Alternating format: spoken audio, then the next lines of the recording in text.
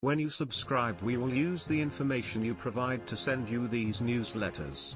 Sometimes they'll include recommendations for other related newsletters or services we offer. Our privacy notice explains more about how we use your data and your rights.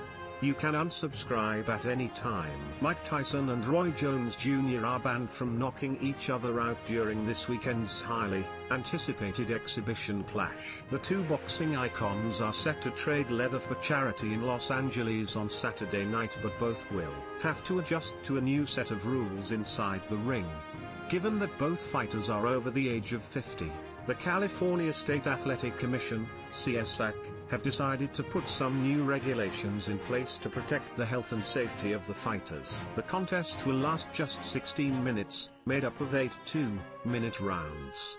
Both Tyson and Jones Jr. decided against wearing headguards and will therefore don 12-ounce gloves as damage limitation.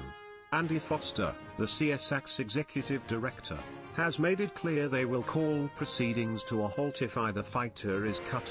He has also declared there will be no knockouts allowed and no official winner either. Foster told Boxing Scene earlier this year, "They can exhibit their boxing skills, but I don't want them using their best efforts to hurt each other. They're going to spar hard, but they shouldn't be going for a knockout. This isn't a record book type of fight. This is not World Championship boxing right now. It's not what this is. People shouldn't be getting knocked out."